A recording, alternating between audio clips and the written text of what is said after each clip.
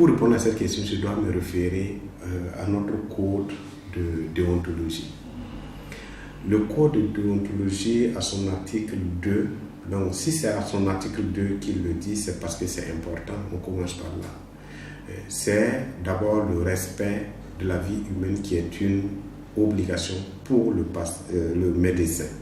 Et ensuite, ce même article 2 dit que le respect que le médecin doit à son malade ne s'arrête pas avec la mort. Donc, le médecin est la personne la plus indiquée pour respecter le décès comme le vivant.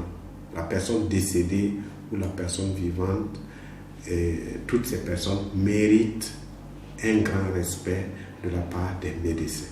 Et ce respect, ça va du respect des secrets qui leur concernent.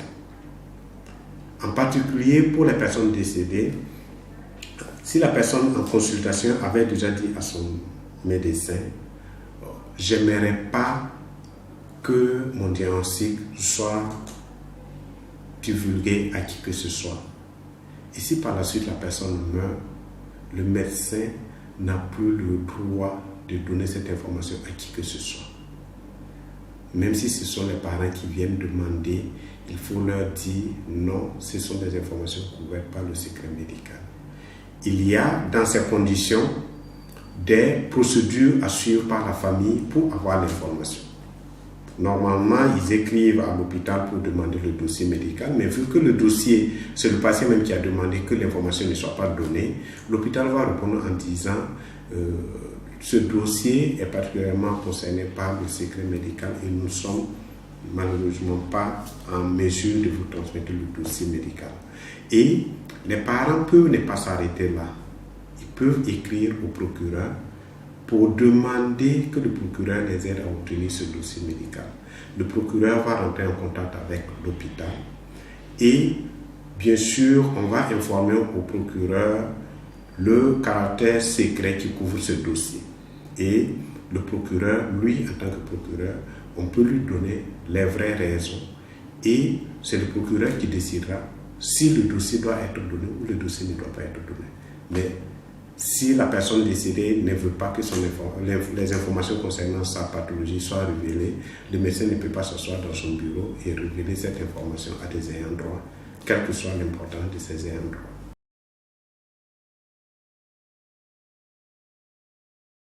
Sur le plan du secret médical à l'hôpital, c'est les mêmes sanctions.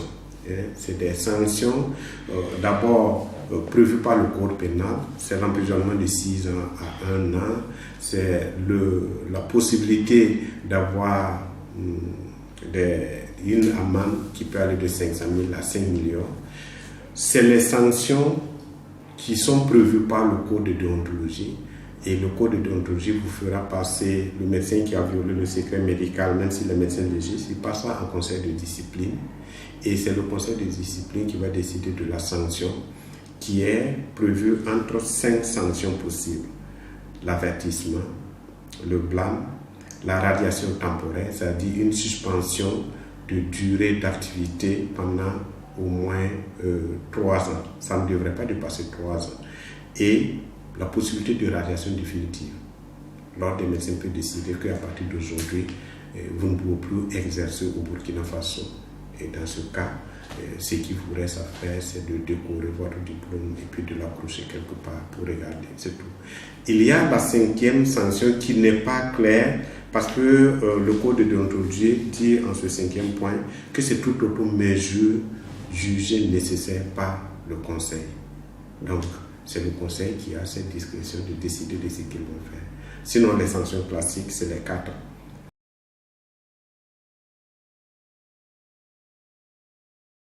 Oui, délai de conservation du secret médical, ça revient à dire délai de conservation du dossier médical.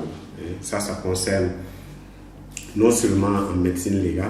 En médecine légale, nous, comme on intervient le plus souvent au pénal, la durée de conservation du secret médical ou des dossiers que nous avons dans ce sens-là, c'est 10 ans.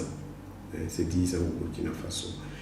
Et au plan civil, puisque nous intervenons aussi souvent au plan civil, notamment les expertises et autres, donc au plan civil, nous devons conserver les dossiers pendant 30 ans. Et ça, c'est la même chose pour tout médecin. Pour tout médecin, la conservation du dossier médical au pénal, pour la responsabilité au pénal, c'est 10 ans, et pour la responsabilité civile, c'est 30 ans. On espère qu'il y aura des aménagements parce que 30 ans, c'est quand même beaucoup. Et souvent, dans des conditions où il nous manque les moyens de conservation. Les moyens de conservation manquent, de sorte que souvent, pour pouvoir conserver un dossier même pendant 5 ans, c'est la croix et la bannière, à plus forte raison, 30 ans.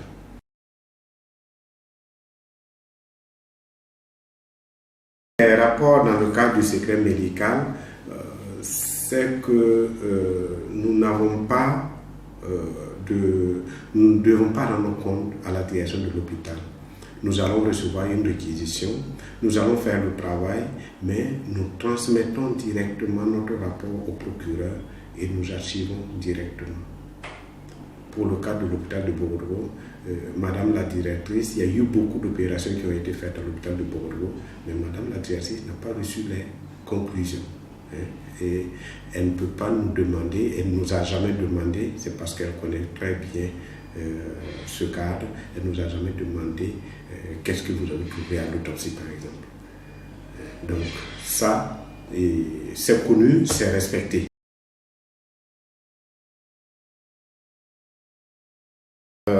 J'allais parler de ça justement.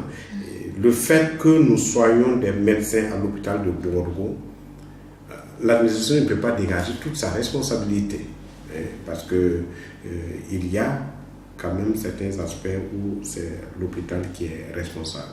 Mais parlant du secret médical, quand c'est une violation du secret médical, nous sommes directement responsables. Il faut savoir, ça c'est je pense que ça c'est connu de tout le monde, de tous les médecins d'ailleurs, la responsabilité pénale est une responsabilité personnelle. Ça n'engage pas l'administration. Donc, si vous violez le secret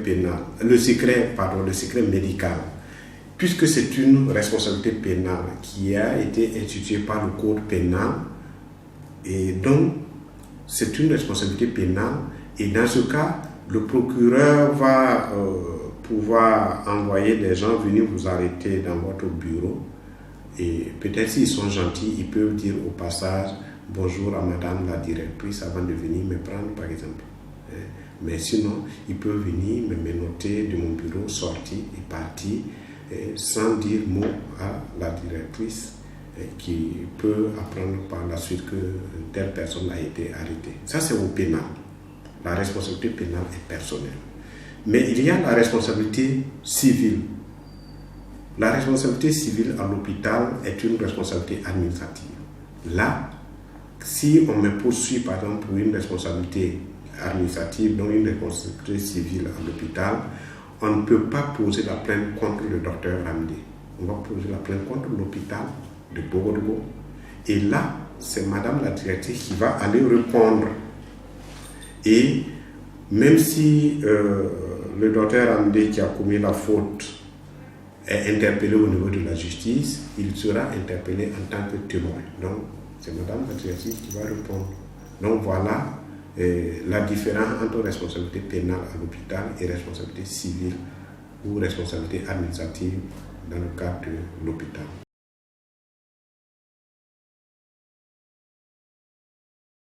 C'est demander d'abord à mes aînés qui m'ont enseigné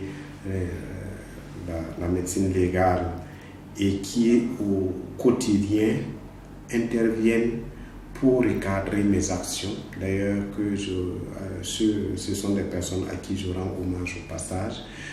C'est demander à ces personnes-là, s'ils ont écouté, s'il y a des rectificatifs, d'approcher la chargée de communication de l'ordre pour pouvoir corriger cela.